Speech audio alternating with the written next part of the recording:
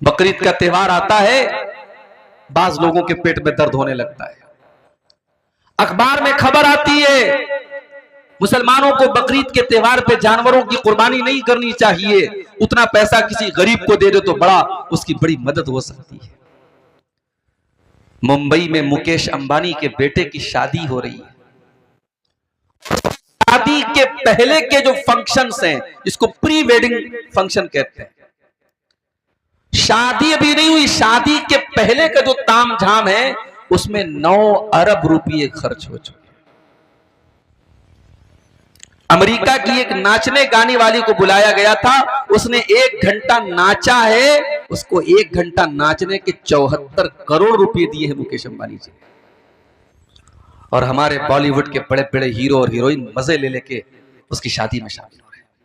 तब किसी के पेट में दर्द नहीं हुआ कि 9 अरब रुपये किसी गरीब की बेटी को की शादी इससे हो जाए और किसी बच्चे की पढ़ाई पे खर्च कर दिए जाएं और किसी गरीब के घर में कूलर का पानी का इंतजाम कर दिया जाए और पंखा लगा दिया जाए, तब किसी के पेट में दर्द नहीं हुआ। जब दीन के रास्ते में खर्च करने की बात आती है, जब कुर्बानी करने की बात आती है, तो बड़े बड़े लिबरल लोग और बड़े बड़े सेकुलर लोग कहते हैं साहब कुर्बानी को खत्म कीजिए, ये पशु हत्या है, ये जानवरों की हत्या है, और जो है वो पैसा कहीं और खर्च किया जाए। ये हालात है मेरे भाई। दीन पर अमल करना लोहे के चने के चबाने जैसा हो जाएगा। इसीलिए अल्लाह के नबी फरमाते हैं बदाल इस्लाम गरीबा, जब इस्लाम शुरू हुआ था तो दुनिया की नजर में अजनबी था। इस्लाम पर अमल करने वाले, जब शुरुआत में इस्लाम आया तब भी उसके ऊपर अमल करने वाले दुनिया की नजर में अजनबी थे। वसयऊदु कमा बदा गरीबा, और आगे चल करके फिर ऐसा दौर आ जाएगा जब इस्लाम पर अमल करना मुश्किल हो जाएगा। एक लड़की अपने जिस्म की नुमाइश करती है, अपने शरीर के हिस्सों को दिखाती है और सड़क पर निकलती है, रेलवे स्टेशन पर जाती है, ट्रेनों में सफर करती है, फ्लाइट में सफर करती है, किसी को कोई एतराज नहीं है, किसी को कोई समस्या नहीं है। अपने पूरे शरीर को दिखा रही है, एक्सपोज कर रही है, किसी को कोई समस्या नहीं है। एक मुसलमान लड़की नकाब में कॉलेज में चली जाती है, पर्दे में यूनिवर्सिटी में चली जाती है, उसके ऊपर बवाल किया जा रहा है, उसके ऊपर एतराज किया जा रहा है, उस पर छींटाकशी की जा रही है, उसको बुरा भला कहा जा रहा है, उसको उकसाया जा रहा है। बदाल इस्लाम गरीबा, अल्लाह के नबी फरमा रहे इस्लाम जब शुरू हुआ था तब भी इस्लाम पर अमल करने वालों को बहुत सारे ताने मारे जाते थे, और आगे चल करके इस्लाम पर अमल करने वालों को फिर से ताने मारे जाएंगे। एक नौजवान अपने दामन को गुनाहों से बचा रहा है, किसी से कोई नाजायज ताल्लुक नहीं है, शादी अभी नहीं हुई है, अपने आप को गुनाह से बचा रहा है, तो लोग क्या कहते हैं कि ये तो बहुत बैकवर्ड है, ये तो बहुत पिछड़ा हुआ है, इसको तो जमाने के रंग ढंग भी नहीं पता है। दूसरा नौजवान ज़िनाकारी में पड़ा हुआ है, बदकारी में पड़ा हुआ है, 4 लड़कियों से फोन पर बातें कर रहा है, लड़कियों को घुमा रहा है, और दुनिया की नजर में वो बड़ा चालाक है, बड़ा मॉडर्न है, बड़ा होशियार है। मेरे प्यारे साथियों, जो अपने दामन को गुनाहों से बचा रहा है, अल्लाह के नबी फरमाते हैं बदाल इस्लाम गरीबा, इस्लाम पर अमल करने वाले दुनिया की नजर में अजनबी बन जाएंगे। और जब ऐसा दौर आ जाए तो अल्लाह के नबी क्या फरमाते हैं फतूबा लिल गुरबा, हो लोगो तुम दीन पर अमल करते रहना, तुम्हें ताने सुनने पड़े तो तुम सुन लेना, तुम्हें गालियां सुननी पड़े तो तुम सुन लेना, तुम्हें लोगों की बातें सुननी पड़े तो तुम सुन लेना, तुम दुनिया की नजर में अजनबी बन जाना, मैं तुम्हें जन्नत की खुशखबरी सुना रहा हूं। फतूबा लिल गुरबा, अल्लाह के नबी उनको तूबा, तूबा जन्नत का एक नाम है। अगर आपके घर में बच्ची पैदा हो, बच्ची का नाम तूबा रख सकते हैं। तूबा ये जन्नत का एक नाम है। अल्लाह के नबी ने जन्नत की खुशखबरी सुनाई कि उन लोगों को जन्नत की खुशखबरी सुना दो जो दीन पर अमल करने की वजह से जमाने की नजरों में अजनबी बन जाए। हम उस दौर से गुजर रहे हैं मेरे भाई, और याद रखो ये दौर कोई नया दौर नहीं, नबी के दौर से चला आ रहा है ये दौर। याद करो अपने नबी की सीरत, जब आपने सफा की पहाड़ी पे चढ़ करके कहा था अय्युहन्नास क़ूलू ला इलाहा इल्लल्लाह, ओ लोगों तुम ला इलाहा इल्लल्लाह कह दो तुफ्लिहू, तुम कामयाब हो जाओगे। व तमलिकुल अरब वल अजम, तुम अरब व अजम के मालिक बन जाओगे। आपने दुनिया को तौहीद की दावत दी तो क्या लोगों ने आपको फूल का माला पहनाया? नहीं नहीं। लोगों ने शाबाशी दी? नहीं नहीं। बल्कि लोगों ने आपकी मुखालफत की, आपको बुरा भला कहा। और सबसे पहला एतराज करने वाला आपका अपना चचा अबू लहब था। जब आपने लोगों को तौहीद की दावत दी तो अबू लहब ने क्या कहा था? तब्बल्लक या मोहम्मद अलिहाजा जमातना, ऐ मोहम्मद तेरे लिए बर्बादी हो, तूने हमें इसलिए यहाँ पर बुलाया था, तू हमें हमारे बाप दादा का मजहब छोड़ने की बात कर रहा है, तू हमें अपने माबूदों को छोड़ने की बात कर रहा है।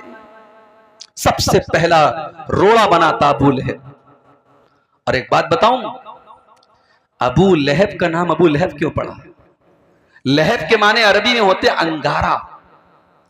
अबू लहब बहुत गोरा चट्टा था, वो फेयर एंड लवली नहीं लगाता था, फेयर एंड हैंडसम नहीं लगाता था, वो नेचुरल गोरा था, बहुत खूबसूरत था। इतना गोरा था कि उसका नाम पड़ गया अबू लहब। इतना गोरा, इतना खूबसूरत कि अंगारे की तरह वो चमका करता था। मगर उसका अंजाम क्या हुआ मेरे भाइयों? कुरान में अल्लाह ने पूरी सूरत नाजिल फरमा दी, तब्बत यदा अबी लहबिन व तब मा अगना अन्हु मालुहु व मा कसब। अबू लहब के दोनों हाथ टूट जाएं, अबू लहब बर्बाद हो जाए। मा अगना अन्हु मालुहु व मा कसब, न उसका माल उसके कोई काम आया, न उसकी कमाई उसके कोई काम आई। वम्रअतुहु हम्मालतल हतब, और अल्लाह ने फरमाया कि उसकी जो बीवी थी जिसका नाम उम्मे जमील था, जो लकड़ी उठा करके लकड़ियां ला करके चुन चुन करके लाया करती थी और अल्लाह के नबी को बुरा भला कहा करती थी, अल्लाह ने उसकी बीवी की भी मजम्मत की, उसकी भी बुराई की, उसके ऊपर भी लानत फरमाई। फरमाया वम्रातुहु हम्मालतल हतब फी जीदिहा हब्लुम मिन मसद, उस अबू लहब की बीवी की गर्दन में अल्लाह ताला कयामत के दिन रस्सी डालेगा, वो भी जहन्नम की आग में डाली जाएगी। मेरे प्यारे साथियों, पता ये चला कि दुनिया में कोई खूबसूरत अगर है, कोई हैंडसम है, कोई बहुत स्मार्ट है, बहुत गोरा चट्टा है, अपनी खूबसूरती पर नाज न करे, अपने चेहरे पर नाज न करे। अल्लाह ताला खूबसूरती को नहीं देखेगा।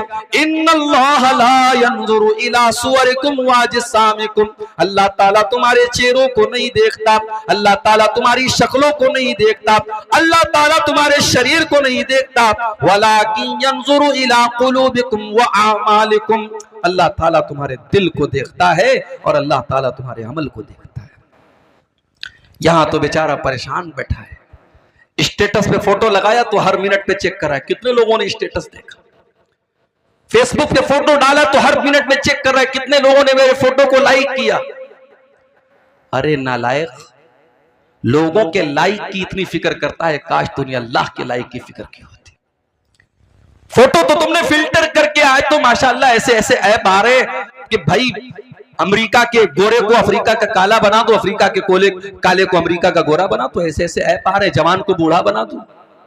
एक साहब ने मेरा फोटो भेजा एडिट करके, दाढ़ी वाड़ी गायब और बाल बिल्कुल बॉलीवुड के हीरो की तरह उड़ रहा है और पैंट और कोट पहन करके मुझको भेज करके कहने लगे ये पहचान रहे कौन है? मैंने कहा मैं तो नहीं पहचान रहा, कौन है? आपका फोटो है, एडिट करके मैंने बनाया है।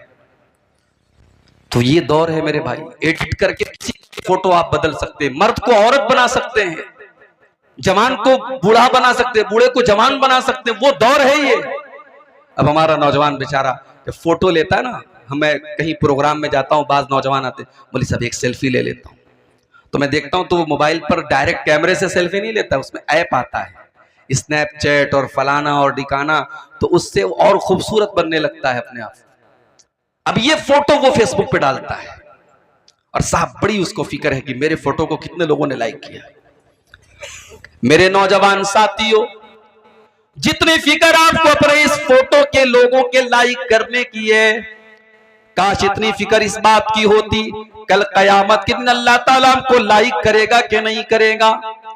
अल्लाह की कसम, आपने अपने चेहरों को बहुत खूबसूरत बना भी लिया और बहुत मेरी प्यारी माँ बहनों, आपने अपने आप को खूबसूरत बना भी लिया ब्यूटी पार्लर में। आजकल देखिए वीडियो भी आता होगा फेसबुक के ऊपर कि बूढ़ी औरत को ब्यूटी पार्लर वाले जवान बना देते हैं, काली औरत को गोरी बना देते हैं, बदसूरत को खूबसूरत बना देते हैं। आपने ब्यूटी पार्लर में जाकर के अपनी बदसूरती को खूबसूरती में तब्दील कर भी लिया, अपने चेहरे को खूबसूरत बना भी लिया। मगर माफ करना मेरी बहनों और माफ करना मेरे भाइयों, अगर आपका दिल खराब है और आपका अमल सही नहीं है तो कल कयामत के दिन आपका अंजाम और हमारा अंजाम क्या होने वाला है। अल्लाह कुरान में फरमाता है ववुजूहु यौमइज़िन अलैहा ग़बरा तरहकुहा क़तरा उलाइका हुमुल कफ़रतुल फजरा। कयामत के दिन कुछ ऐसे भी लोग आएंगे जिनके चेहरे काले कलूटे होंगे, जिनके चेहरों पर अल्लाह ताला तारकोल पोत देगा। उनके चेहरे बड़े बदसूरत हो जाएंगे, बड़े भयानक हो जाएंगे। वो दुनिया में बड़े हैंडसम रहे होंगे, बड़े स्मार्ट और बड़े खूबसूरत रहे होंगे, मगर कयामत के दिन उनके चेहरे बड़े बदसूरत बना दिए जाएंगे। ये कौन लोग होंगे? फरमाया उलाइका हुमुल कफ़रतुल फजरा। ये वो लोग होंगे जो अल्लाह का इनकार करने वाले, उसकी शरीयत का इनकार करने वाले, ये हराम खाने वाले और गलत काम करने वाले और नाजायज काम करने वाले और अल्लाह को नाराज करने वाले काम करने वाले होंगे। दुनिया में इंसान फेसबुक चला रहा है, मोबाइल चला रहा है, कोई गलत चीज देख लिया, अब डर भी है कि माँ के हाथ में लग गया, भाई के हाथ में लग गया तो देख न ले, तो क्या करता है? डिलीट कर देता है। ब्राउजर पे कोई चीज देखा, डिलीट। व्हाट्सएप की चैटिंग डिलीट, फेसबुक का मैसेंजर की चैटिंग डिलीट, सब डिलीट कर दिया। दुनिया से आपने सब डिलीट कर दिया। मेरे प्यारे भाइयों, जो अल्लाह ताला का डाटा रिकॉर्ड हो रहा है, अल्लाह ताला के फरिश्ते तो सब रिकॉर्ड कर रहे हैं, एक एक अदा आपकी रिकॉर्ड कर रहे हैं। व इन्ना अलैकुम लहाफिज़ीन किरामन कातिबीन, मेरे किरामन कातिबीन एक एक हरकत को तुम्हारे रिकॉर्ड कर रहे हैं। यालमूना मा तफअलून, तुम जो जो कर रहे हो मेरे फरिश्तों को मालूम है। फरिश्ते सब रिकॉर्ड कर रहे हैं और फरिश्ते तो कर ही रहे हैं। हमने मोबाइल को उंगली से टच किया, हमारी उंगली भी रिकॉर्ड कर रही है।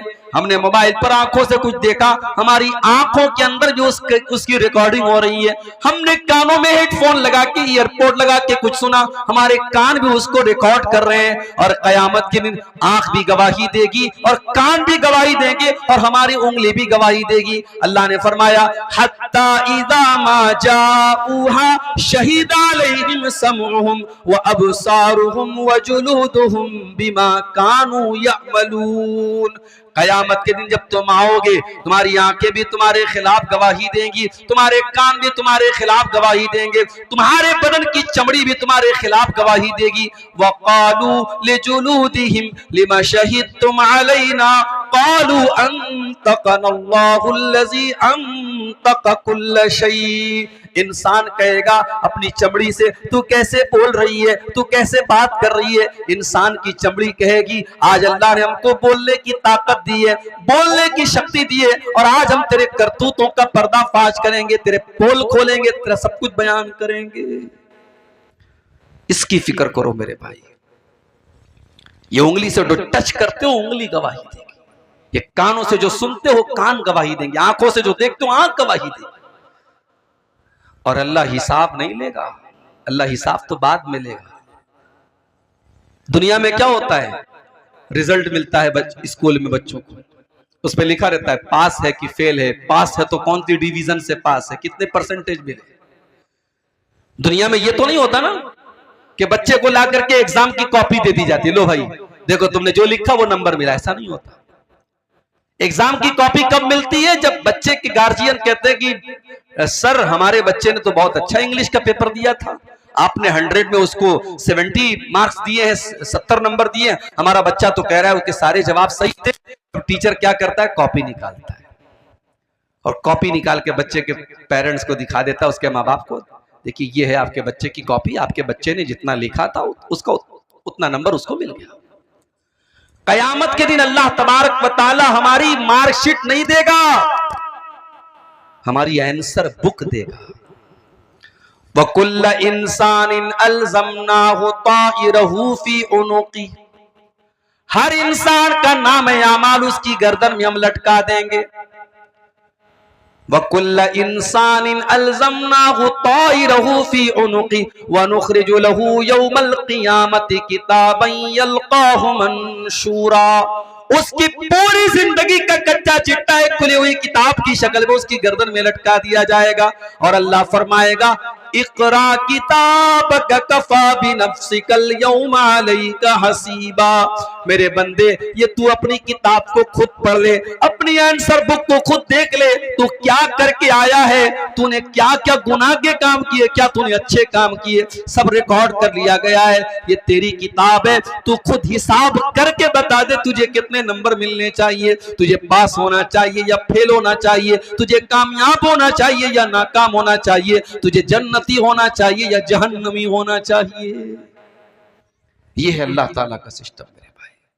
हम दुनिया की खूबसूरती पर इतरा रहे हैं नहीं मेरे भाइयों, कयामत के दिन अल्लाह हमारी खूबसूरती नहीं देखेगा, अल्लाह हमारा अमल देखेगा, हमारा तकवा देखेगा। हजरत बिलाल कौन से खूबसूरत है?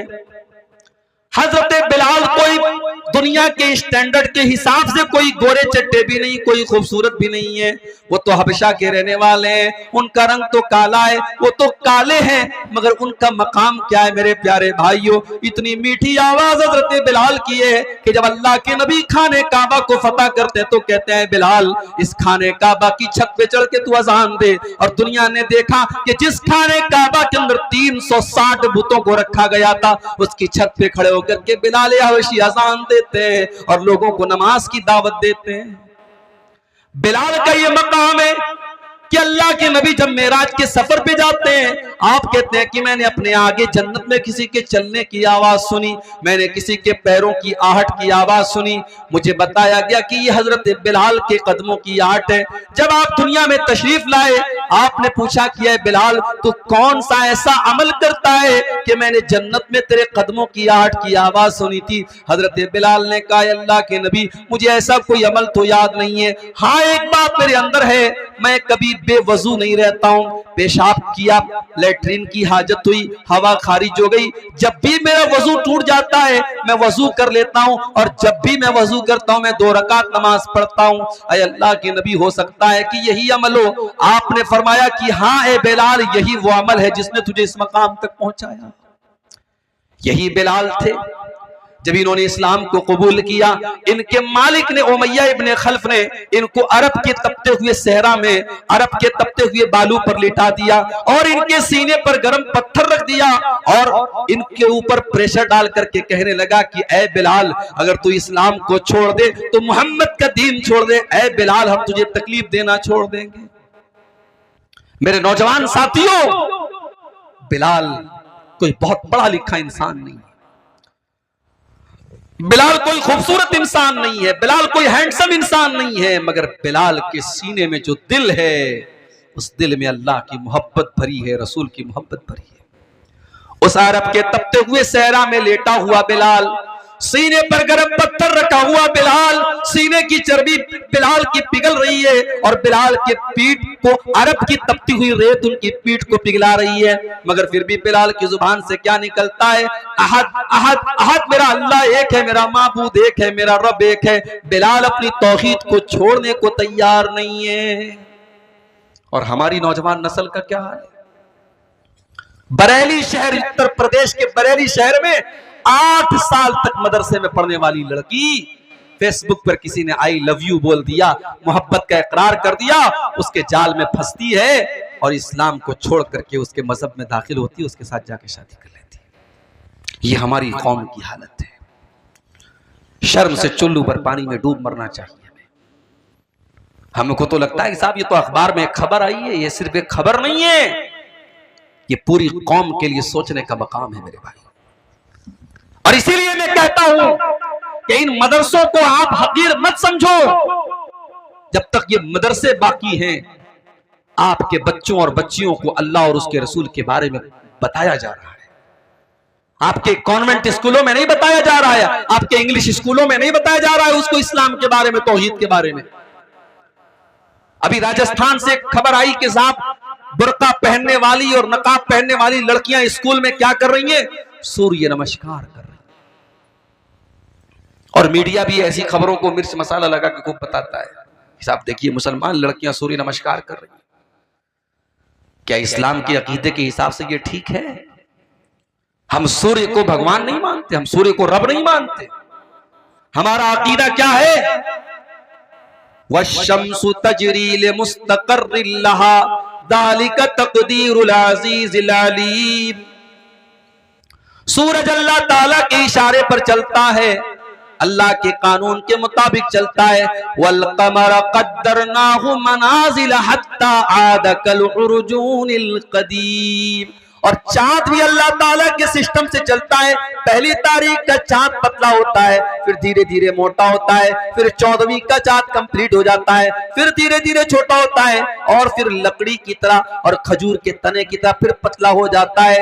ये चांद का सिस्टम, ये सूरज का सिस्टम ये बता रहा है कि चांद अपनी मर्जी से नहीं निकल रहा है, सूरज अपनी मर्जी से नहीं निकल रहा है। इनको निकालने वाला कोई है, इनको चलाने वाला कोई है। सूरज अपनी मर्जी का मालिक नहीं है, चांद अपनी मर्जी का मालिक नहीं है। मेरे प्यारे भाइयों, हमारा अकीदा तो ये है कि सूरज हमेशा पूरब से निकल रहा है और पश्चिम में डूब रहा है। ये अल्लाह का कानून है, ये अल्लाह का हुक्म है, इसलिए सूरज ऐसा कर रहा है। और जिस दिन कयामत कायम होने वाली होगी, अल्लाह सूरज को हुक्म देगा कि हमेशा तो तू पूरब से निकला करता था, लेकिन आज तुझे उल्टा करना है, और कयामत के दिन सूरज पश्चिम से निकल जाएगा।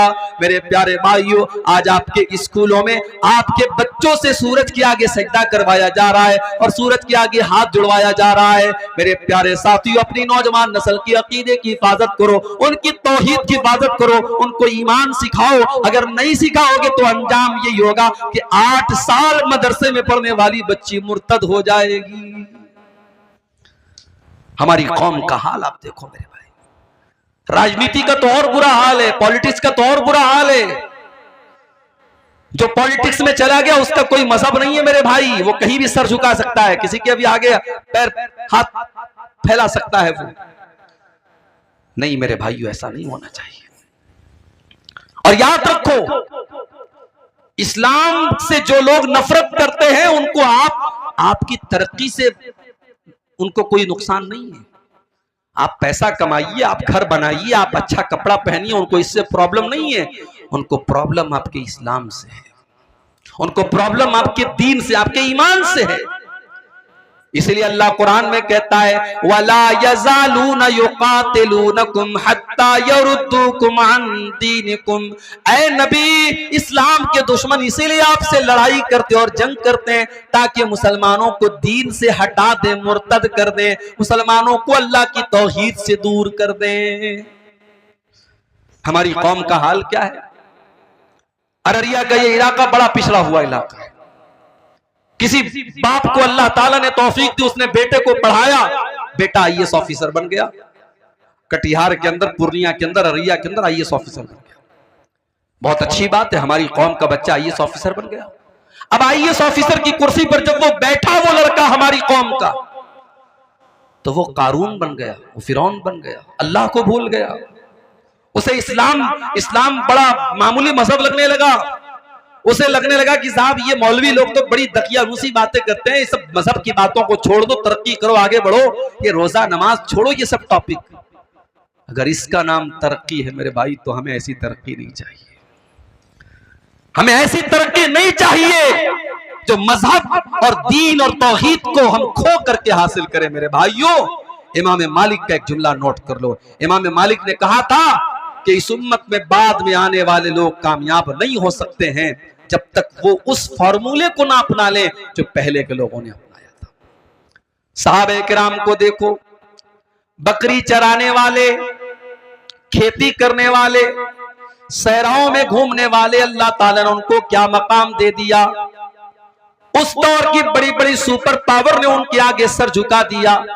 ईरान की सुपर पावर जिसको किसरा कहा जाता था, और रोम की सुपर पावर जिसको कैसर कहा जाता था, कैसर और किसरा ने भी उनको सैल्यूट किया और उनके आगे झुकना पड़ा। और बैतुल मुकद्दस जो एक जमाने तक यहूदियों के कब्जे में, ईसाइयों के कब्जे में था। उस बैतुल मुकद्दस को भी मुसलमानों ने अपने कंट्रोल में लिया और वहां पर नमाज शुरू हो गई। मेरे प्यारे साथियों, ये सारे के सारे हालात सहाबे किराम के दौर में हुए। सहाबे किराम ने तरक्की के नाम पर अपने दीन को नहीं छोड़ा, अपने ईमान को नहीं छोड़ा, अपने इस्लाम को नहीं छोड़ा। उन्होंने वक्त की फिरौनों की आंखों में आंखें मिला करके उनको घुटनों के बल गिरने पर मजबूर कर दिया, मगर अपने दीन और अपने ईमान से कभी कॉम्प्रोमाइज नहीं किया।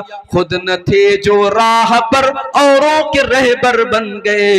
क्या नजर थी जिसने मुर्दों को मसीहा कर दिया। कल तक जो मुर्दा थे, अल्लाह के प्यारे नबी ने उनको मसीहा बना दिया। मेरे प्यारे साथियों, आज हमें भी तरक्की करना है, हमें भी जमाने की आंखों से आंखें मिलाना है, मगर इस्लाम को छोड़ना नहीं है, ईमान को छोड़ना नहीं है, तौहीद को छोड़ना नहीं है। मेरे भाइयों, मैं चाहता हूं कि आपके बच्चे आईएएस ऑफिसर बने, मैं चाहता हूं आपके बच्चे वकील बने, मैं चाहता हूं आपके बच्चे जज बने, मगर याद रखो, मैं ये भी चाहता हूं आपका बेटा जब वकील बने तो उसके दिल में ईमान की मोहब्बत भी हो। जब वो अदालत में केस लड़ने जाए तो कोई झूठा केस न लड़े, वो सच्चाई के लिए लड़े। मैं चाहता हूं आपकी कौम का बेटा, हमारी कौम का बेटा जज की कुर्सी पर बैठे तो वो किसी ओहदे की लालच में गलत फैसला न कर दे। वो रिटायरमेंट के दिन, आखिरी दिन ऐसा फैसला करके पूरी कौम को मुसीबत में डाल करके अपने रिटायरमेंट का प्लान न बनाने लगे, बल्कि वो जज की कुर्सी पर बैठ करके इंसाफ का, जस्टिस का, न्याय का काम करे। मैं ये चाहता हूं मेरी कौम के बच्चे डॉक्टर बने, लेकिन डॉक्टर बनने का मकसद सिर्फ गरीबों का खून चूसना ना हो, उनकी जेब से पैसे निकालना ना हो, बल्कि उस डॉक्टर का काम कौम की खिदमत करना हो। वो कोई गरीब मरीज आए तो उसका इलाज फ्री में भी कर दे, वो अगर किसी को परेशान हाल देखे तो उसकी मदद के तौर पर उसका फ्री में इलाज कर दे, उसके दिल में गरीबों का दर्द हो। ऐसा ना हो कि मरने वाला तो मर गया और उसकी बॉडी को आईसीयू में रखे हुए और उसके घर वालों से पैसा वसूला जा रहा है, एक एक घंटे का पैसा लिया जा रहा है। मरने वाला बेचारा मर चुका है और फिर भी उसके घर वालों से पैसा लिया जा रहा है। मेरे भाइयों, ऐसे चोर और लुटेरे डॉक्टर हमें नहीं चाहिए। हम ये चाहते हैं मेरे भाई, हमारी कौम तरक्की करे, हमारा पिछड़ापन दूर हो, मगर सबके बाद हम अल्लाह, अकबर इलाहाबादी का एक शेर है ना, तुम शौक से कॉलेज में पढ़ो, चरक पे झूलो, जायज है गुब्बारों में उड़ो, चरक पे झूलो, बस एक सुखन बंदे आजिज कर रहे याद, अल्लाह को और अपनी हकीकत को न भूलो।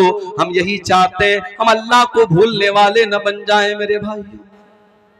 इसलिए कि जो अल्लाह को भूल जाएगा वो न दुनिया में चैन पाएगा ना आखिरत में चैन पाएगा। वमन आरज़ अन ज़िक्री फ़इन्न लहू मईशतन ज़न्का। अल्लाह फरमाता है, जो मुझे भूल जाएगा, जो मेरे जिक्र से मुंह मोड़ेगा, जो मेरी शरीयत से मुंह मोड़ेगा, हम उसकी जिंदगी को बेचैनी वाली जिंदगी बना देंगे। व नहशुरुहु यौमल क़ियामति आमा, और क़यामत के दिन हम उसे अंधा बना करके उठाएंगे। क़ाल रब्बि लिमा हशरतनी आमा, और क़यामत के जब अंधा बना करके उठाएंगे तो कहेगा, अल्लाह मुझे अंधा क्यों बना दिया। अल्लाह फरमाएगा, कज़ालिका अततका आयातुना फनसीतहा व कज़ालिकल यौम तुनसा। ऐ मेरे बंदे, जब कुरान पढ़ा जाता था, जब मेरे नबी की हदीसें पढ़ी जाती थी, तू भी तो अंधा और बहरा बन जाता था। तो तू कुरान को सुनता था, न हदीसों को सुनता था, मेरी बातों को तू सुन करके अनसुना कर दिया करता था। आज हम तुझे भूल जाएंगे। मेरे प्यारे साथियों, फितनों का ये दौर है, और फितनों की जब बात आई है तो एक बहुत बड़ा फितना इस दौर का जो हमें महसूस हो रहा है, वो फितना है माल का फितना। पैसा कमाने के पीछे हमारा नौजवान अंधा बना हुआ है। मेरे पास अभी व्हाट्सएप पर मैसेज आया, मौली साहब एक कंपनी आई है, 10,000 रुपया लगा दो, हर महीने 2,000 रुपये मिलेंगे, 5 महीने में रकम खाली हो जाएगी, उसके बाद जो पैसा मिलेगा सब बेनिफिट होगा। मैंने कहा वो कंपनी कारोबार क्या करती है? कहा मौली साहब ये तो नहीं पता। कहते क्रिप्टो कोई कंपनी है, क्रिप्टो की कंपनी है, वो पैसा ले रही है। मैंने कहा कारोबार क्या करती है? नहीं मालूम। पूरे गांव के लोग पड़े हुए हैं, मौलवी साहब, मस्जिद के इमाम साहब भी वो काम कर रहे हैं। माफ करना मेरे भाई, कोई काम अगर इमाम साहब शुरू कर दे तो वो जायज नहीं हो जाएगा। कोई काम अगर मौलवी साहब शुरू कर दे तो वो जायज नहीं हो जाएगा। आपको पता करना पड़ेगा कि वो काम जायज भी है कि नहीं है। मेरे प्यारे नौजवान साथियों, कभी अल्लाह का शुक्र अदा किया करो कि अल्लाह ने हराम चीजों की तो लिस्ट बताई है, लेकिन हलाल चीजों की लिस्ट नहीं बताई है। पूरे कुरान में अल्लाह ने कहीं पर हलाल की लिस्ट नहीं बताई, हराम की लिस्ट बताई। इन्नमा हर्रमा अलैकुमुल मैतता वद्दमा वलहमल खिंजीरी वमा उहिल्ल बिही लिगैरिल्लाह। ऐ ईमान वालो, अल्लाह ने तुम्हारे ऊपर मुर्दार को हराम किया है, खून को हराम किया है, सूअर के गोश्त को हराम किया है, गैरुल्लाह का जिस चीज पर नाम लिया जाए उसको हराम किया है। हराम की तो लिस्ट बताई अल्लाह ने, लेकिन हलाल की लिस्ट नहीं बताई है। मेरे प्यारे भाइयों, आप कारोबार कीजिए, आप बिजनेस कीजिए, और छोटा किसी बिजनेस को आप छोटा मत समझिए। हमारे एक साथी थे बनारस में, जामे सल्फिया बनारस में, जहां से हमने तालीम हासिल की, वहीं से उन्होंने तालीम हासिल की। वो रहने वाले थे सूरत के, गुजरात के।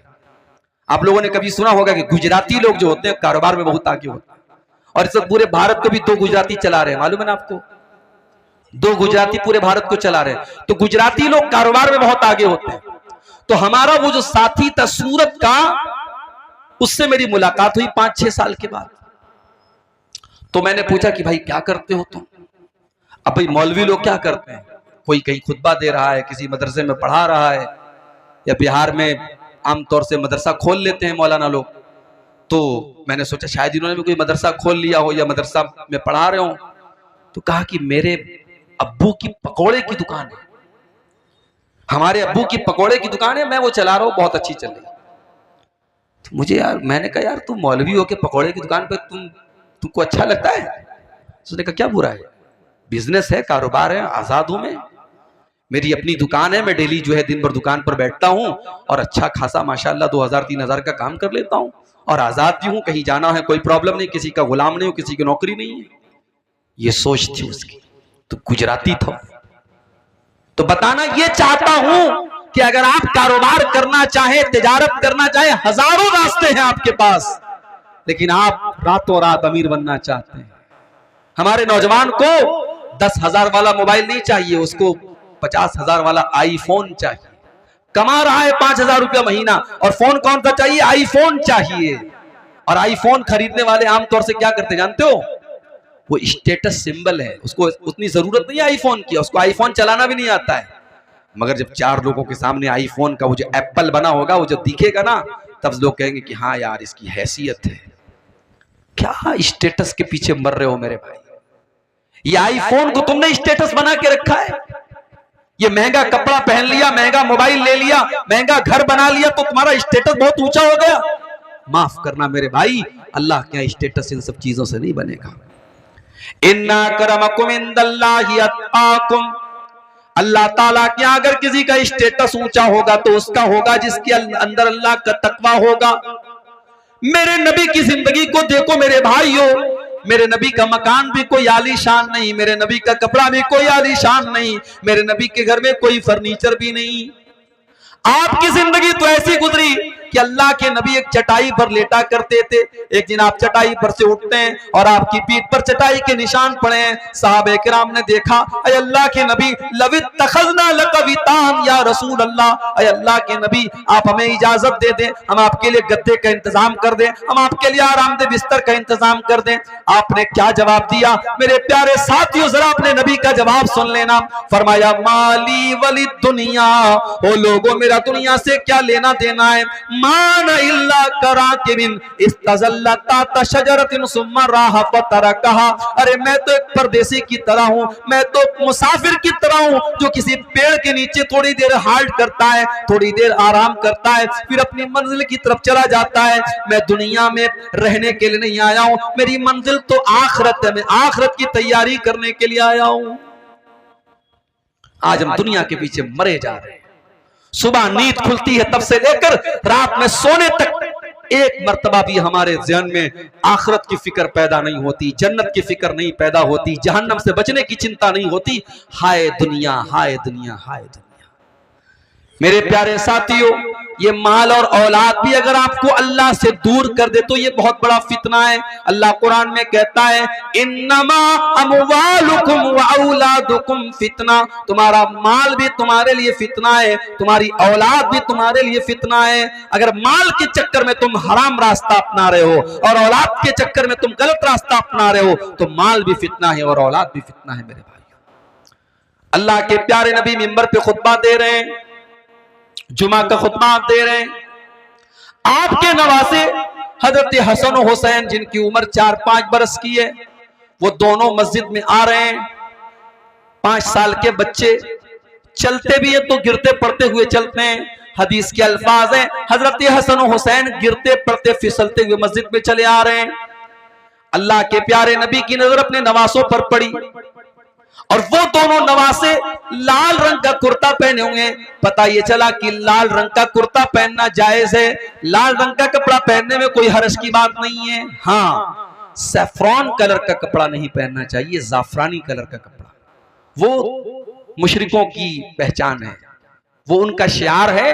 अगर कोई रेड कलर का लाल रंग का शर्ट पहनता है, कुर्ता पहनता है, चाहे मर्द हो चाहे औरत हो, कोई हर्ज की बात नहीं। नबी के नवासे लाल रंग का कुर्ता पहन करके आ रहे हैं और अल्लाह के नबी की नजर पड़ गई। हदीस के अल्फाज हैं, आपने अपने खुतबे को रोका और आपने अपने दोनों नवासों को गोद में लिया, उनको लाडो प्यार किया और उनको प्यार करने के बाद आपने फरमाया कि ओ लोगों, अल्लाह ताला ने कितनी सच्ची बात कही है कुरान में, इन्नमा अमवालुकुम व औलादुकुम फितना, तुम्हारा माल तुम्हारे लिए फितना है, तुम्हारी औलाद तुम्हारे लिए फितना है। अच्छा एक बात बताओ, अल्लाह के नबी ने खुतबा रोका, नवासों को गोद में लिया और ये बात कही, इसमें कितना टाइम लगा होगा? ज्यादा से ज्यादा 2 मिनट लगा होगा, 3 मिनट लगा होगा, 5 मिनट मान लो।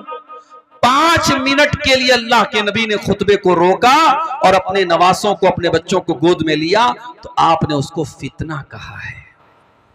और हमारा हाल क्या है? हमारा हाल तो यह कि 24 घंटे दुनिया में डूबे हुए, दुनिया के लालच में पड़े हुए हैं और इस कदर लालची हो चुके हैं। अजान की आवाज आती है, 5 टाइम अजान देने वाला अजान दे रहा है, अस्सलातु खैरु मिन नौम की आवाज दे रहा है, और हम अपनी दुकान पे बैठे हुए हैं। हमारा कारोबार चल रहा है, हमारा बिजनेस चल रहा है, हमारी दुकान बंद नहीं हो रही, हमारे कारोबार पर कोई फर्क नहीं पड़ रहा है। यानी 5 टाइम की नमाज में, फजर की नमाज तो बिल्कुल सुबह पढ़ी जाती है, अगर 4 टाइम की जो नमाज है, जोहर, असर, मगरिब, इशा, अगर चारों नमाज को अगर आपके वर्किंग टाइम में मान लिया जाए, आपकी दुकान के, आपके कारोबार के टाइम में, और एक नमाज पे आधा घंटे का टाइम मान लिया जाए, तो यानी आप 24 घंटे में 2 घंटा भी अपने कारोबार से निकाल करके अल्लाह को देने को तैयार नहीं। जो अल्लाह आपको खिला रहा है, पिला रहा है, आपको ऑक्सीजन दे रहा है। मां के पेट में हम थे, अल्ट्रासाउंड के बगैर मां के पेट का भी फोटो नहीं आता है। अल्ट्रासाउंड जब होता है तो वो कैमरा जो होता है वो मां के पेट के अंदर रोशनी करके तब फोटो लेता है। मां के पेट में जहां रोशनी पहुंचने का कोई रास्ता नहीं है, अल्लाह तेरी कुदरत है कि तू वहां भी बच्चे का दिल बना रहा है, वहां भी बच्चे का दिमाग बना रहा है, वहां भी बच्चे की आंखें बना रहा है। और क्या मजाल है कि कोई एक आंख इधर हो और एक आंख इधर हो, एक कान यहां हो और एक कान यहां हो, पूरे बैलेंस के साथ, पूरे तवाज़ुन के साथ बच्चा पैदा होता है। आंख अपनी जगह पे है, कान अपनी जगह पे है, मुंह अपनी जगह पे है, दिमाग अपनी जगह पे है। ये अल्लाह की कुदरत देखो मेरे प्यारे साथियों, अल्लाह ताला मां के पेट में ये सारा प्रोसेस करता है। और आज हम और आप इतने बड़े नाशुक्रे हैं, उस अल्लाह के लिए हम 5 टाइम की नमाज भी पढ़ने को तैयार नहीं।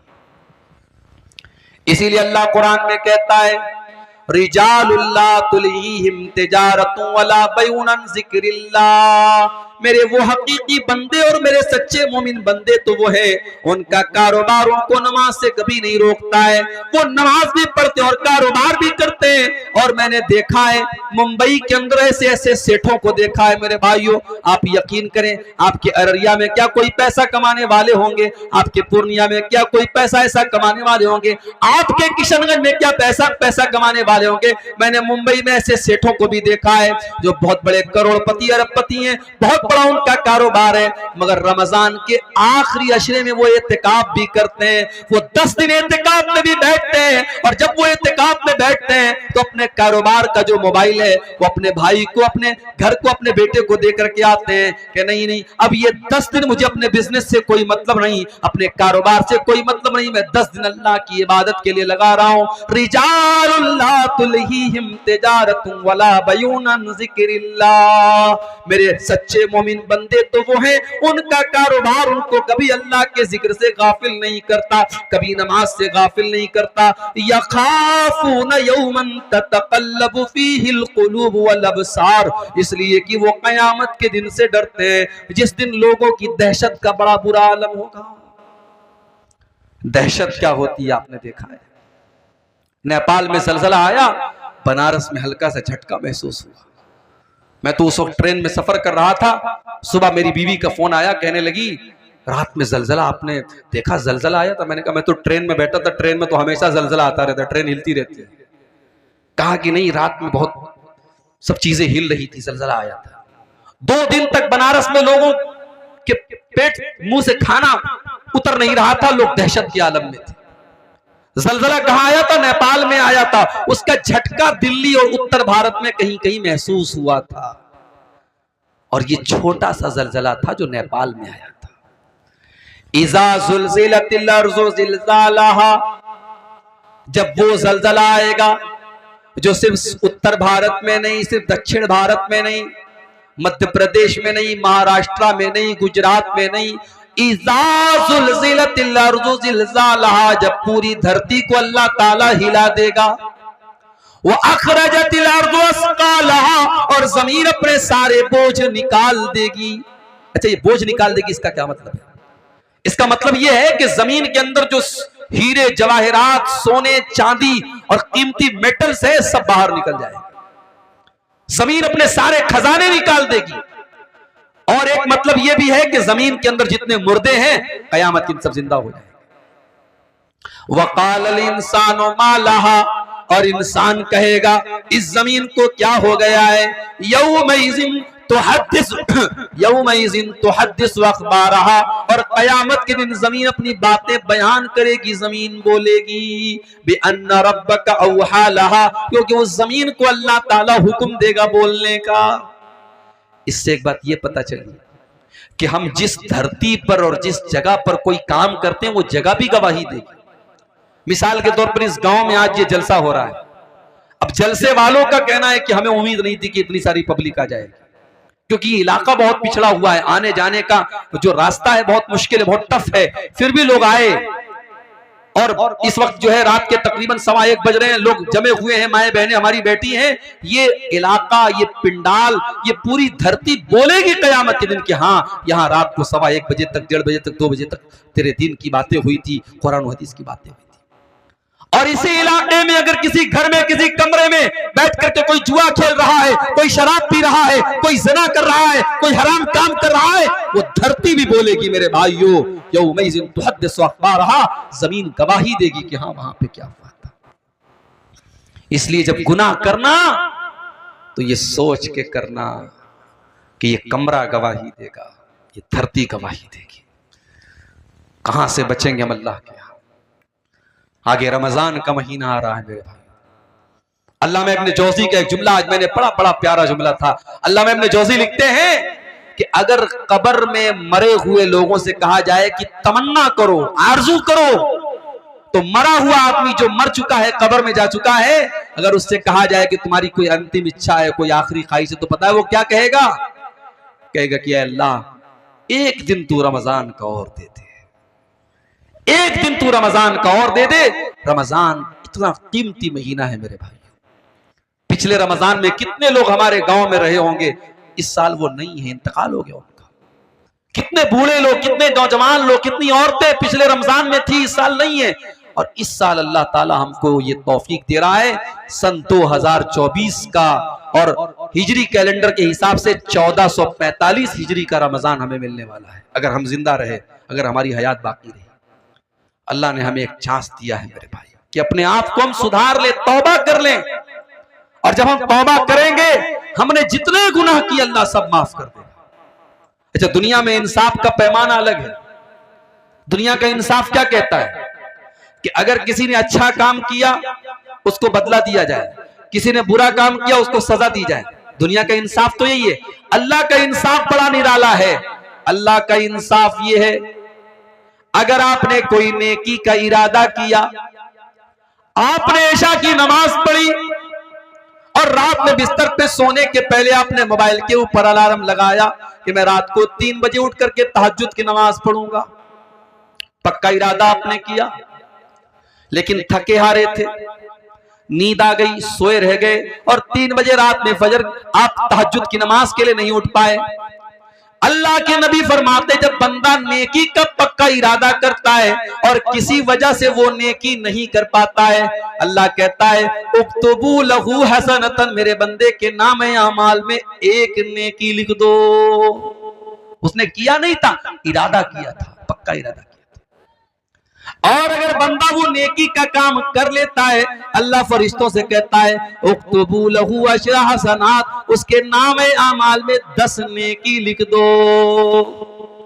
नेकी का इरादा किया तो 1 नेकी का सवाब, और नेकी कर लिया तो 10 नेकी का सवाब। उसके बाद एक और बंदा आता है और वो गुनाह करता है, अल्लाह फरमाता है इसके नाम आमाल में 1 गुनाह लिखो। उसने गुनाह का इरादा किया था, अल्लाह कहता है 1 गुनाह लिखो। उसने गुनाह कर लिया था, अल्लाह कहता है 1 गुनाह लिखो। और एक दूसरा इंसान आता है जो गुनाह का इरादा करता है, अल्लाह फरिश्तों से कहता है होल्ड करो, इंतजार करो, वेट करो, देखते रहो वो गुनाह करता है कि नहीं करता है। अगर बंदे ने गुनाह का इरादा किया और फिर इरादा करने के बाद उसने गुनाह नहीं किया, उसने अपने दामन को गुनाह से बचा लिया, अल्लाह के नबी फरमाते हैं कि अल्लाह ताला फरिश्तों से कहता है उक्तुबू लहू हसनतन, मेरे बंदे के नाम अमाल में 1 नेकी लिख दो। फरिश्ते कहते हैं अल्लाह उसने तो कोई नेकी का काम न किया, उसने तो कोई अच्छा काम न किया। अय अल्लाह उसने तो बुराई का इरादा किया था, उसने तो शराब पीने का इरादा किया था, उसने तो ज़िना करने का इरादा किया था। अय अल्लाह उसने गलत काम करने का इरादा किया था और बाद में उसने गलत काम नहीं किया, और तू कह रहा है कि हम 1 नेकी लिख दे। अल्लाह फरमाता है इन्नमा तरकहा मिन जर्राया, मेरे बंदे ने मेरे डर से गुनाह को छोड़ा है, मेरे खौफ से गुनाह को छोड़ा है, मेरे बंदे के नाम अमाल में 1 नेकी लिख दो। ये है अल्लाह का इंसाफ। इतना करीम है हमारा रब, इतना रहीम है, इतना मेहरबान है, और हम इतने बड़े नालायक हैं, नाशुक्र हैं कि उस अल्लाह से हम तौबा भी नहीं करते। मेरे भाइयों, अल्लाह को क्या पड़ी है कि अल्लाह अपना अजाब हम पर नाजिल करेगा। ये जितने परेशानियां हम पर आ रही हैं, ये हमारे अपने करतूतों का नतीजा है। अल्लाह हम पर अजाब भेजना नहीं चाहता है। अल्लाह तो खुद कुरान में कहता है मा यफ़अलुल्लाहु बिअज़ाबिकुम इन शकरतुम व आमनतुम व कानल्लाहु शाकिरन अलीमा। अल्लाह तुम पर अपना अजाब भेज करके क्या करेगा? ऐ मेरे बंदो, अगर तुम अल्लाह का शुक्रिया अदा करने वाले बन जाओ, तुम अल्लाह के ऊपर ईमान लाने वाले बन जाओ, तो अल्लाह ताला तुम पर अपना अजाब नाजिल करके क्या करेगा। इसलिए मेरे भाइयों, फितनों के इस दौर में अगर हमसे कुछ गुनाह के काम हुए हैं, हम अल्लाह से तौबा कर लें और अपने आप को जहन्नम की आग से बचाएं। और जहन्नम की आग से बचाने के लिए बहुत सारे नेकी के काम आप कर सकते हैं। अल्लाह के नबी ने फरमाया इत्तकुन्नार वलौ बिशिक्की तमरा, खजूर का टुकड़ा भी अल्लाह के रास्ते में दे करके अपने आप को जहन्नम की आग से बचा सकते हो तो बचा लो। ये मदरसा है, ये मस्जिदें हैं, ये दीन का काम है जहां आपसे चंदे की अपील की जा रही है। अल्लाह का शुक्र अदा करो कि आपसे चंदा मांगा जा रहा है, आपसे बाकायदा मौलवी लोग माइक पर आकर के आपसे अपील कर रहे हैं। वरना कयामत के पहले तो एक ऐसा दौर भी आएगा, अल्लाह के नबी फरमाते हैं कि सदका देने वाला सदका लेकर के निकलेगा, माल लेकर के निकलेगा, और कोई उसका सदका कबूल करने वाला नहीं होगा। इतना माल लोगों के पास आ जाएगा, इतना पैसा लोगों के पास आ जाएगा कि सदका करने वाला और दान देने वाला दान देना चाहेगा और सदका करना चाहेगा, मगर उसके सदका को कोई कबूल करने वाला नहीं होगा। ये मौका है मेरे भाई, जहन्नम की आग से अपने आप को बचा लो। रमजान का महीना आ रहा है, उसमें नेकी करके और उसमें रोजा रख करके, तरावी पढ़ करके, तहज्जुद पढ़ करके, कुरान पढ़ करके अपनी मग़फ़िरत का सामान कर लो मेरे भाई। ये फितनों का दौर है, फितनों का जमाना है, और इस दौर में अपने बच्चों की भी फिक्र करो। मैं कभी कभी कहता हूं अपनी तकरीरों में कि जब पैसा दिया करो अल्लाह की राह में, तो बच्चों से दिलवाया करो। अपने घर से जाओ तो औरतों को कुछ पैसा दे करके जाओ, कि देखो मैं जा रहा हूं बाहर, ये पैसा तुमको दे के जा रहा हूं, ये ज़कात का पैसा है, ये सदका खैरात का पैसा है, गरीबों को दे दिया करना, कोई मांगने वाला है तो दे देना। अपने घर की औरतों को ये सिखाओ मेरे भाई, इसलिए कि जब हम अच्छी चीजों में, जब हम बुरी चीजों में अपने अपने परिवार को शामिल करते हैं। अभी मैं कार से आ रहा था, रास्ते में एक रेस्टोरेंट पड़ा था दरभंगा में, राधे राधे, हमारे ड्राइवर साहब भी साथ में थे। हम लोगों को भूख बहुत तेज लगी थी, दोपहर में मैंने खाना भी नहीं खाया था। ड्राइवर साहब ने कहा चलिए यहाँ पे खाना खाते हैं, बड़ा अच्छा रेस्टोरेंट है। मैं गया रेस्टोरेंट में, बहुत अच्छा, कभी आपका गुजर हो दरभंगा से देखिएगा, बिल्कुल हाईवे के ऊपर है, बहुत मशहूर है वहां का रेस्टोरेंट। वहां गए तो माशाअल्लाह बड़ा साफ सुथरा रेस्टोरेंट, और खाना भी एक से एक, और उसके बाद मिठाइयां भी एक से एक। तो जानते हो पहला ख्याल मेरे दिल में क्या आया? मेरे दिल में ख्याल आया कि यार ये तो फैमिली के लायक जगह है, बच्चों को लेके आने लायक जगह है, बड़ा अच्छा यहाँ सिस्टम है, निजाम है। यानी ये एक नेचुरल बात है। हम कोई अच्छी चीज देखते हैं तो हम चाहते हैं कि हमारा परिवार भी इसमें शामिल हो जाए। हम कोई अच्छी चीज खाते हैं, सोचते हैं हमारा परिवार भी खा ले। मेरे भाइयों, जहन्नम की आग से हमें अपने आप को भी बचाना है, अपने परिवार को भी बचाना है। नारा, अल्लाह कुरान में कहता है अपने आप को और अपने परिवार को जहन्नम की आग से बचाने की फिक्र करो, बचाने का इंतजाम करो। अब जरा दिल पे हाथ रख के बताओ कि आपने अपने आप को और अपने परिवार को जहन्नम की आग से बचाने के लिए क्या काम किया है। आप एक महीना छोड़ दो, एक साल छोड़ दो, आप एक हफ्ता और एक दिन का हिसाब हमको बता दो कि आपने पिछले एक दिन में कितने ऐसे काम किए हैं जो आपको जहन्नम की आग से बचाने वाले हैं। इसीलिए मेरे भाइयों, अल्लाह के नबी फरमाते हैं ला तहकिरन मिनल मारूफ शैया, किसी नेकी को हकीर मत समझो। छोटी छोटी नेकी के काम, छोटे छोटे जिक्र के कलमात हैं। आपने जुबान से पढ़ा सुभान अल्लाह व बिहम्दिही सुभान अल्लाहिल अज़ीम, आपको पढ़ने में 5 सेकंड लगा। सुभान अल्लाह व बिहम्दिही सुभान अल्लाहिल अज़ीम आपको पढ़ने में 2 सेकंड लगा, 3 सेकंड लगा। मगर इस कलमे का सवाब क्या है? बुखारी शरीफ की आखिरी हदीस है, अल्लाह के नबी फरमाते हैं कलिमतानी खफीफतानी अलल लिसानी सकीलतानी फिल मीज़ानी सुब्हानल्लाहि व बिहम्दिही सुब्हानल्लाहिल अज़ीम। अल्लाह के रसूल सल्लल्लाहु अलैहि वसल्लम फरमाते हैं कि 2 कलमे ऐसे हैं जो अल्लाह को बहुत प्यारे हैं और जुबान पर बड़े हल्के हैं, और कयामत के दिन अल्लाह के तराजू पर बड़े भारी होंगे। और ये 2 कलमे कौन है? यही सुभान अल्लाह व बिहम्दिही सुभान अल्लाहिल अज़ीम। इसी तरीके से आप सुभान अल्लाह, अल्हम्दुलिल्लाह, ला इलाहा इल्लल्लाह, अल्लाहु अकबर, ये कलमात जो हैं इनका सवाब बहुत ज्यादा, इसको आप पढ़ें। अल्लाह ने आपको दौलत दी है, सदका खैरात करें, गरीबों की मदद करें। और जब मदद करें तो इस चक्कर में ना रहे कि माइक पर मेरा नाम बोला जाए। हमारे ये भी बड़ा मसला है, माइक पर जब तक नाम ना बोला जाए तब तक हमें लगता है मौलवी साहब जब तक नाम ले ले के हमारे दुआ ना करे, हमारा दान कबूल नहीं हुआ। जरूरी नहीं है, कुछ नेकी ऐसी भी करो आपको पता हो, अल्लाह को पता हो। अल्लाह के नेक बंदे नेकी करते हैं, दरिया में डाल देते हैं। वयुतिमून अत्तआम अला हुब्बिही मिस्कीनन व यतीमन व असीरा, मेरे नेक बंदे गरीबों को खाना खिलाते, यतीमों को खाना खिलाते, कैदियों को खाना खिलाते। और जब खाना खिलाते तो क्या कहते हैं? इन्नमा नुतइमुकुम लिवजहिल्लाह, हम तुम्हें अल्लाह को राजी करने के लिए खाना खिला रहे। ला नुरीदु मिनकुम जज़ाअन वला शुकूरा, हमें तुमसे कोई बदला नहीं चाहिए, हमें तुमसे कोई शुक्रिया नहीं चाहिए, हम तो अल्लाह से अपना बदला चाहते हैं। इन्ना नखाफु मिर रब्बिना यौमन अबूसन कमतरीरा, हमें तो कयामत के दिन का डर है। मेरे भाइयों, मेरी तकरीर लास्ट में होने वाली थी और अभी शायद बंगला जुबान के कोई मुकर्रिर बाकी हैं जो आपके सामने चंदे के लिए तकरीर करेंगे, लेकिन चूंकि पब्लिक दूर दूर से आई है और जलसे वालों ने ये सोचा कि अगर बाद में मेरा नंबर आएगा तो हो सकता है बहुत सारे लोग चले जाएं, इसलिए मुझे पहले आते ही फौरन जो है 10 मिनट के बाद मुझे बुला लिया गया।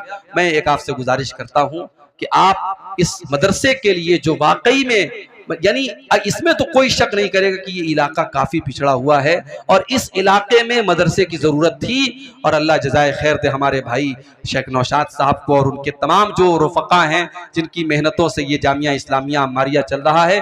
आप दुआ भी करें और जाते वक्त आपसे जो भी बन सके आप ताउन करके जाएं, इस इदारे को दान दे करके जाएं। अगर वाकई में आपको दीन से मोहब्बत है, अल्लाह से मोहब्बत है, रसूल से मोहब्बत है और आप चाहते हैं कि इस इलाके के बच्चे भी कुरान और हदीस हदीस को सीखें और यहाँ की नौजवान नस्ल भी ऐसी तैयार हो जिसके दिल में अल्लाह और उसके रसूल की मोहब्बत हो, तो ये काम करके आप जाएं।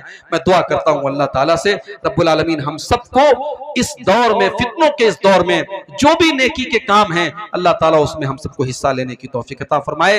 रब्बुल आलमीन हमारे जिन भाइयों ने इस मदरसे में अब तक चंदे और दान दिए हैं, अल्लाह उनके दान को, उनके चंदे को कबूल फरमाए, और जो अभी तक पीछे रह गए हैं और अभी तक उन्होंने इस कार्य खैर में, इस नेकी के काम में हिस्सा नहीं लिया है, अल्लाह उनको तौफीक दे कि वो आगे बढ़ें और आकर के मदरसे में ताउन करके जाएं। आमीन। अल्लाह ताला से हम ये भी दुआ करते हैं अल्लाह इस इलाके की पिछड़ेपन को दूर करे, इस इलाके को भी और इलाकों की तरह तरक्की अता फरमाए, यहाँ के लोगों की जिंदगियों में बरकतें अल्लाह ताला पैदा करे, यहाँ का रास्ता आसान हो जाए, यहाँ की जिंदगी आसान हो जाए। अल्लाह ताला यहाँ के लोगों को अपने हिफ्ज़ व अमान में रखे, रब्बुल आलमीन हम सबको अपने हिफ्ज़ व अमान में रखे। आमीन। व आखिरु दावाना अनिल हम्दुलिल्लाहि रब्बिल आलमीन। जज़ाकल्लाह।